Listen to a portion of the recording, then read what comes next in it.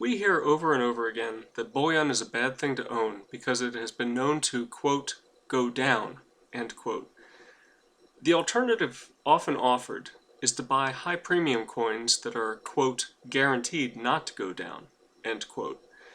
The proponents of these coins tend to get quite emotional when someone dares to question this guarantee or bring up possible disadvantages to the high premium coins.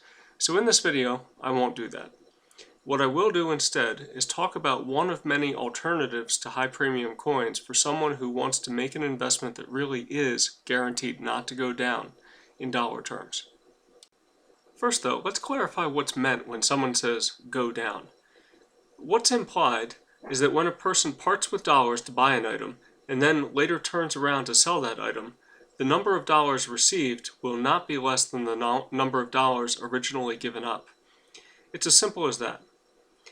This means that in a person's mind, it is the number of dollars that serves as the measure of worth, and not the purchasing power of those dollars. Now, we all know that just like all other items in the physical and financial world, the value of the dollar is not fixed in time. Over long periods of time, the value of the dollar changes. So a better goal would be to guarantee that the purchasing power of an asset won't go down. And I'll talk about an asset that does just that in this video. All the same, we can certainly understand the motivation to be able to get at least the same number of dollars back when they are needed than the number of dollars initially parted with. After all, the dollar is still what's used to meet everyday living expenses. It doesn't matter if you have a pile of silver eagles or Perth Mint silver coins. You can't take either to the grocery store to buy a week's worth of groceries. Nor can you bring them to the bank to make a car payment, a credit card payment, or a mortgage payment if you are in debt. You have to convert these items into dollars first, and so it is comforting to know, especially in times of emergency, that those dollars can be obtained to meet your expenses. So in a way, the statement that something is guaranteed not to go down is simply a reflection of a recognition that we need to ensure that we will have access to sufficient cash when needed. In other words, liquidity and stability are the goal. And what have my last two videos focused on? That's right, liquidity and stability. So let's pull up my chart of liquid savings vehicles and talk about a couple of options. Recall that the goal of savings is twofold. You want to have stability of value so that you can be sure that when the unexpected emergency takes place in your life, that you will be able to liquidate some assets easily to be able to pay cash for those unexpected expenses. You also want to have items with predictable purchasing power so that you will have enough resources to pay cash for future desired purchases. So whether we're talking about an emergency such as an unexpected car repair or a goal such as paying for college, the important thing is that what we use for savings is stable, predictable, and most importantly, liquid. And in this sense, liquid means easily converted into cash when needed. From the definitions I'm using, gold and silver bullion are not the only tools that you should have in your toolkit. I've shown in previous videos that gold and silver are great vehicles to preserve purchasing power over long periods of time. I've also shown how when purchased correctly, they can also be good savings vehicles in the short term. But right now, according to what I'm seeing, gold and silver may have short-term downside. Again, we're referring to price, and so we should look at some other options for dollars that you put into savings. Now, I'm not suggesting selling all of the gold and silver that you own, and I'll cover the reason why in a few minutes. All I'm suggesting is that there are other options which should be considered as part of a balanced approach to meet savings objectives. Let's take a look at a couple of them now. I promised to get around to making a video that discusses savings bonds. Now is a good time to discuss them. Unlike high premium coins, these assets really are guaranteed not to go down in dollar terms, if that is, as it should be, an objective for at least a portion of your savings. You may not trust the government, but we'll talk about ways to hedge against default risk in a few minutes. When you buy a U.S. savings bond, you'll be buying it directly from the U.S. Treasury. You can't buy it from a brokerage or a bank. Frankly, this has more advantages than it has disadvantages. When you buy financial investments in a brokerage or a bank, it's typically done in book entry format, meaning that the ledger of the bank or the brokerage firm is simply made to reflect that you have an interest in the securities held by the bank or the brokerage. Now, we're all becoming aware that the governments of the world have been passing what's been called bail-in legislation. Simply put, bail-in legislation changes the claim seniority on deposits in a bank. When you make a deposit of money into a bank, you are now known as an unsecured creditor.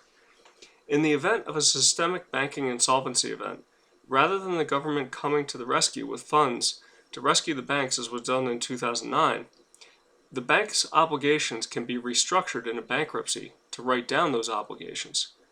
As an unsecured creditor, guess whose obligations get written down first? Yep, that's right, yours. Brokerages are the same way. Yes, their books will reflect the fact that you have an interest in the securities that they hold, but your interest might be encumbered. Bail-in legislation is simply a shot across the bow stating that in the event of a financial mess the likes of 2009, the governments of the world may handle things quite differently. So holding direct title to federal debt has some advantage of taking away the middleman, a heavily leveraged middleman. And taking away the heavily leveraged middleman has the advantage of removing the counterparty risk that the heavily leveraged middleman will become unable to make good on the claims. Another obvious advantage of doing away with the middleman is doing away with the commission charged by that middleman. The purchase of savings bonds is absolutely commission-free. You don't pay a single cent when buying a savings bond directly from the Treasury. In fact, you can buy regular Treasury bonds through Treasury Direct as well, completely commission-free. So check out this site when you have some time. It really is a nice way to bypass your bank and your broker when you want to buy financial assets, which in my mind are next to the safest thing to gold, that is, Treasury bonds. Let's talk about the specific features of the two types of U.S. savings bonds so that you can determine for yourself where they might fit into your overall savings goals. The I-Series savings bond is a savings vehicle that provides inflation protection.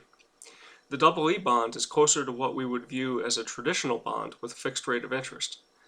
Both products are bought completely commission-free, which is especially important if you're buying in small quantities, and both types of bonds can be bought in increments as small as $25.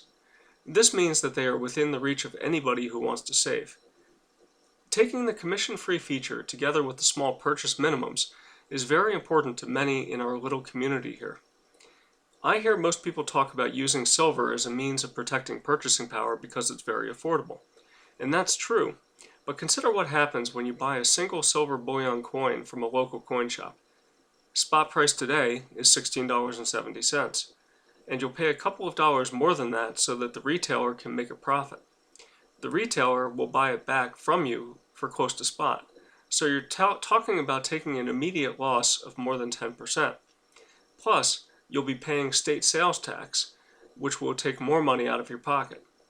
If you're buying from an online broker, you'll be paying shipping, which for small purchases can be a very large percentage of the cost.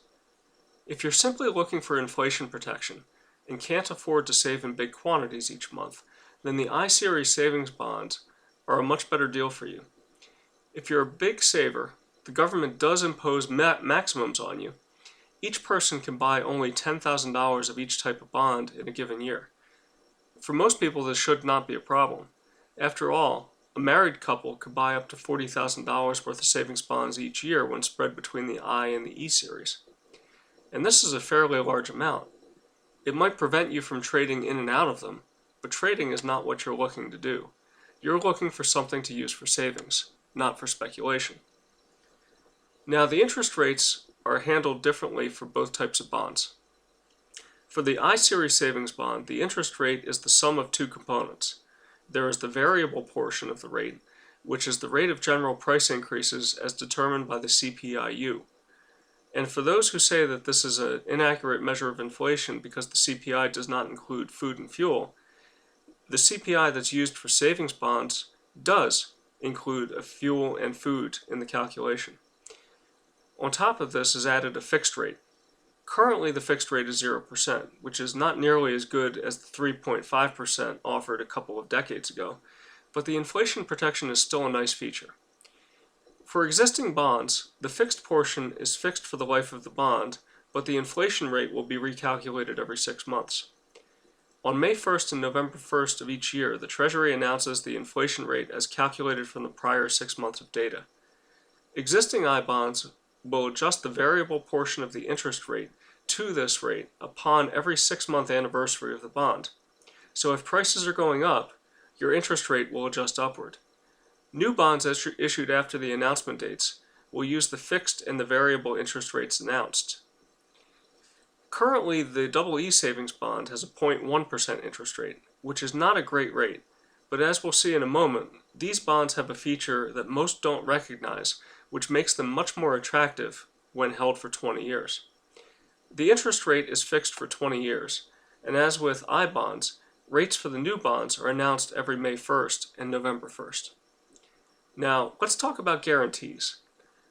Occasionally, general price levels will go down. This happened in 2009 when the economy contracted. One guarantee on these bonds is that they will never adjust downwards in price. So the rate on the I bond will never go negative, even if price deflation takes place. This is like a call option on deflation, which is something silver won't give you. So you get the benefit of inflation protection and the potential upside of increasing your purchasing power if deflation takes hold instead. I personally like this feature a lot. The EE bond has the very same feature to the I bond, that it will never go down in price. But it has another feature that I like, which most people let go unnoticed. The Treasury guarantees that if you hold them for 20 years, the price you will get upon redemption will be at least twice what you paid. If you calculate the effective interest rate on such an asset, it turns out to be an annualized rate of 3.53%. Granted, this is nothing to get excited about in a high interest rate environment, but we're not currently in a high interest rate environment, nor do I expect that we will be in one anytime soon. When a cash equivalent offers a 3.53% rate of return, you have to take notice. If interest rates tick up between now and 20 years from now, you can always sell the EE bonds without any fear of loss and redeploy the money in a higher yielding investment. If interest rates don't rise, then you simply hold, knowing that you have a guaranteed doubling in 20 years' time. And I'll show you in a moment how you will know whether or not you should sell at any point in time based upon interest rates at that time. Both types of bonds earn interest for 30 years. All this means is that you'll probably want to sell them 30 years from now and do something else with the money. This shouldn't be too much of a problem, because on a yearly basis, you really should be taking a look at all of your assets and deciding whether or not they still fit within your strategy, or if there are better assets that you should hold instead. Now, where you want to be careful is with the minimum holding period. If you think that you'll need the money within a year of purchase, then the savings bonds are not the place to be. The Treasury requires that you hold them for at least a year, and so you won't be able to sell them any earlier than that. For true long-term savings, or longer-term emergency purposes, this should not be a problem. But any shorter term should use a different vehicle. If held for less than 5 years, you'll pay a 3-month interest penalty. This is certainly not an issue for the EE bond, because you'll be giving up less than 0.1%. For the I bond, it might be a bigger issue. But the penalty is still small. Besides, contrast this to the penalty that you'd be facing if you had to turn around and sell silver shortly after buying it. You'd be paying the spread, the sales tax, the shipping fees, and possibly paying a portion to eBay and PayPal if you decided to resell the silver to the public. Sit down with pencil and paper sometime and calculate the penalty for yourself, and I'm sure that you'll be shocked at just how large the penalty is on a percentage basis. Now let's talk taxes for a moment. A very nice feature of savings bonds is that they are tax deferred. The interest accrues on the bonds and is not paid out until you cash them in. As a consequence, you're not taxed on the interest until you sell. And when you do, you only pay the federal taxes on the interest, because they're exempt from state tax. This is a great advantage for someone who's currently in a high income tax bracket or who lives in a high income tax state like California or New York. In addition to this, there are tax exemptions. If you're under certain income thresholds, the federal government will forgive tax on the interest if you use the bonds for education. Even if you're over those income tax limits, you can buy the bonds for your kids, put them in their name, and then they can use the bonds for their education. They will certainly have a lower tax bracket than you do. As you can see, savings bonds have quite a few ins and outs. They're not difficult to understand if you take a little bit of time out and read about them. I'd encourage everyone to look into them more closely. The Treasury Direct website has all of the information that you'll need. In the meantime, this table should summarize for you all of the important features so that you can decide for yourselves whether or not they are the right thing for you. And I'd be glad to help out. If you have any questions, just leave questions in the comments section of this video. Let's take a closer look at the guaranteed doubling feature of the double E bond and see why it's so interesting. One of the reasons that many people shy away from long-term treasury bonds right now is that interest rates are historically low and they're worried about getting locked in, and potentially if they need to sell early, that the price of the bonds that they hold will go down in a rising interest rate environment. And that's a fair concern if the person doesn't plan to hold to maturity. Let's suppose a person wants to buy a $1,000 20-year treasury bond. It currently yields 2.33%. If in 10 years from now the 10-year bond still yields its current 1.98%, then the market value of the 20-year bond will be $1,031. This is because the 20-year bond will have 10 years left of life and will be paying a yearly interest payment of $23.30, which will be discounted by the 1.98% of the 10-year bond because the 20-year bond will only have 10 years left to mature, and thus the 10-year is the benchmark, and so you should see price appreciation provided interest rates don't go up. If, on the other hand, the 10-year bond rises to a more normal 5%, then the market value of your 20-year bond will only be $793, simply because investors who will be buying the bond from you will require a lower price because the 10-year will be the better alternative. Thus, you'd be facing a loss in nominal terms if you sold at 10 years. Now, the double E bond doesn't have the same disadvantage as the 20-year bond does. You can sell it at any time after the 1-year holding period and know with confidence that you'll get at least the same number of dollars back. Suppose that in 10 years, the 10-year bond yield does climb back to 5%. Should you sell your double E bond at that time and buy a 10-year bond with it? Let's take a look. In 10 years, the double E bond will only have 10 years left before the Treasury makes its one-time upward adjustment in order to double its dollar value. Thus, if you bought a $1,000 double E savings bond, you'd only have 10 years left to wait before it doubled. You'd need an investment that was guaranteed to double in 10 years to make it worth your while to sell and move your resources into that investment. The 10-year bond would need to be yielding 8% at that time for it to be worth even considering making the trade. And the longer it takes for rates to climb, the more advantaged the double E bond is. Let's say that it takes 15 years for rates to climb significantly. By that time, you'd have 5 years left on your double E bond before it was guaranteed to double. And the effective remaining interest rate would be 15%. You would need the 5-year Treasury to yield 15% in order to warrant the trade. The odds are pretty low of that. So what does this all mean? Well, basically it means that if you have goals that are 20 years out, you lose very little by waiting it out in double E bonds. If a better opportunity comes along, you can simply cash out at any point without a loss and take advantage of that opportunity.